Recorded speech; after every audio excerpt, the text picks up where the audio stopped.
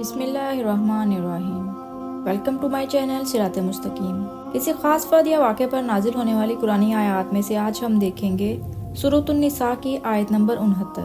آیت کا ترجمہ کچھ اس طرح سے ہے: جو لوگ اللہ اور اس کے رسول صلی اللہ علیہ وآلہ وسلم کی اطاعت کرتے ہیں وہ ان لوگوں کے ساتھ ہوں گے جن پر اللہ نے انعام کیا، یعنی انبیاء، صدیقین، شہداء اور صالحین، اور کتنی ہی اچھی یہ رفاقت ہے۔ واقعہ کچھ اس طرح سے ہے: رسول اللہ صلی اللہ علیہ وآلہ وسلم کے ایک جلیل القدر صحابی حضرت ثوبان رضی اللہ تعالیٰ عنہ آپ صلی اللہ علیہ وآلہ وسلم کی خدمت میں حاضر ہوئے۔ پریشانی ان کے چہرے سے نمایاں تھی۔ آپ صلی اللہ علیہ وآلہ وسلم نے وجہ پوچھی۔ ثوبان رضی اللہ تعالیٰ عنہ نے عرض کی: یا رسول اللہ صلی اللہ علیہ وآلہ وسلم، کوئی جسمانی تکلیف نہیں، نہ ہی کوئی گھریلو پریشانی ہے، البتہ ایک سوچ ہے جو مجھے سکون نہیں لینے دیتی۔ وہ یہ ہے، جب آپ کا چہرہ مبارک میری آنکھوں سے اوجھل ہو جاتا ہے تو ایسا لگتا ہے جیسے دنیا اندھیری ہو گئی ہے۔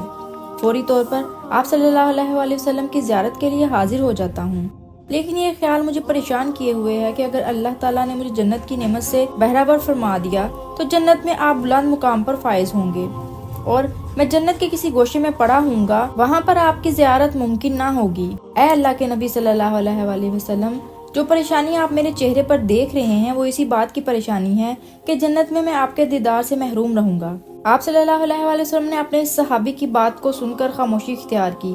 کچھ دیر کی خاموشی کے بعد جب حضرت جبریل امین علیہ السلام یہ آیت کریمہ لے کر نازل ہوئے اور آپ صلی اللہ علیہ وآلہ وسلم نے امت کو خوشخبری سنائی کہ رسول اللہ صلی اللہ علیہ وآلہ وسلم سے اطاعت کا رشتہ رکھنے والے جنت میں رسول اللہ صلی اللہ علیہ وآلہ وسلم کی رفاقت اور ہمسائیگی سے محروم نہ ہوں گے۔ دعا ہے اللہ تعالیٰ ہمیں انہی لوگوں میں شامل فرما دیں۔ دین کی بات سن کر آگے پہنچانا صدقہ جاریہ ہے۔